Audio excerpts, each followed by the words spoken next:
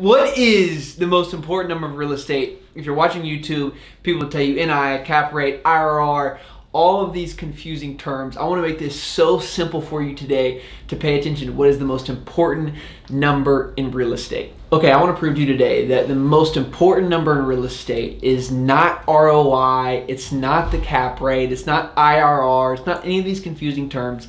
It's very simple. The most important number of real estate is actually the number of units in the apartment building. And why is that? Because of something called the multiplication factor. So what I want to show you today is an equation of how we create and multiply your investment dollars in real estate by the number of units. So there's a simple equation in real estate, okay? So we take, in order for evaluation in commercial real estate, this is so different from residential, okay? Because in a single family home, the value is determined by what we call comps or comparisons, you know? So Sally's house down the street sold for X, Bob's house sold the street for X, so my house is worth somewhere, you know, as an average. Commercial real estate is very, very different. And this is the equation. You take NOI, okay, divide, so NOI is your net operating income. So your gross minus all of your expenses equals your NOI. So that's your net operating income, all the money you have after everything that costs you doing the asset.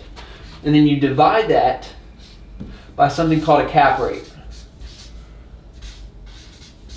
Okay, and a cap rate essentially is just a number that is decided by the market based on really the amount of risk, how much things are selling in the market. This is constantly moving, right? So the more competitive the market, the more stable the economy, right? So, you know, typically in New York, a San Diego, and LA has a much lower cap rate because there's a perceived much, you know, the values are higher in that market, where a Kansas City, New Orleans, you know, markets like that, the cap rate will be much higher, right? Because there's, you know, perceived more risk, the asset values are lower. So you take the cap rate, you take the NOI divided by the cap rate, and this really does equal your value. And so the reason I'll show you that equation is because this is so important when you think about how we multiply dollars in real estate. So if we take $1, I'm going to show you right now how $1 can equal $20 in real estate.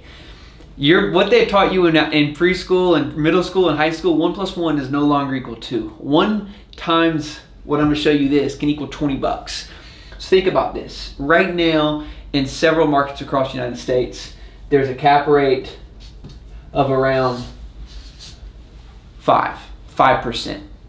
Okay, so if you take $1 and you divide it by a 5 cap rate, so 5%, what does that give you? It gives you $20.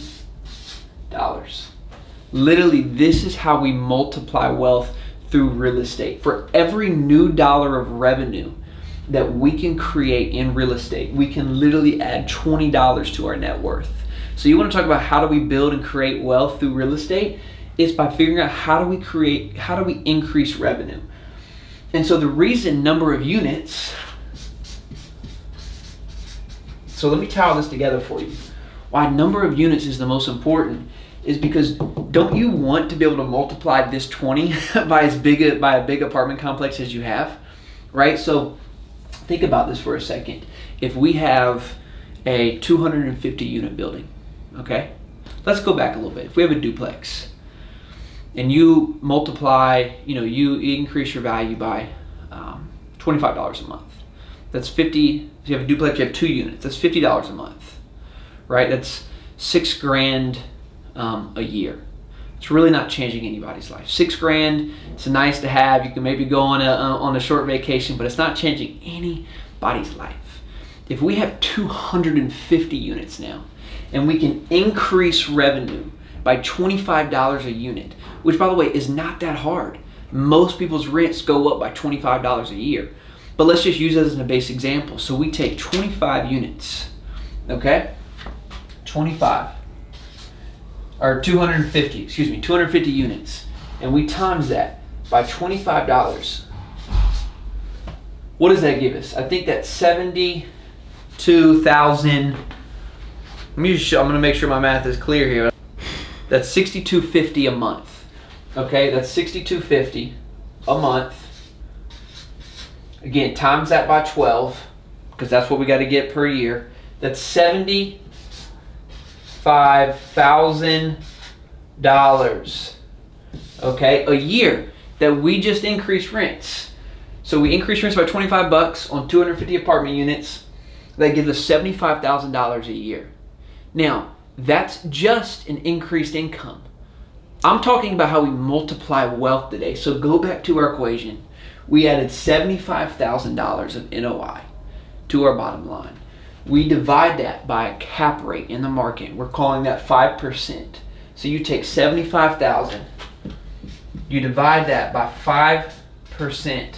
You know what you get? $1.5 million.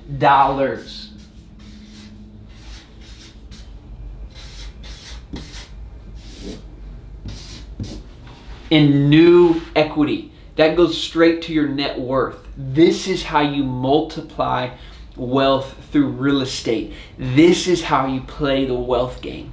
It's by increasing your net revenue and timesing it by units. You see, this is why it plays to go bigger. This is why the Blackstones, the big boys of the world, are not buying single family homes. At least not one or two at a time.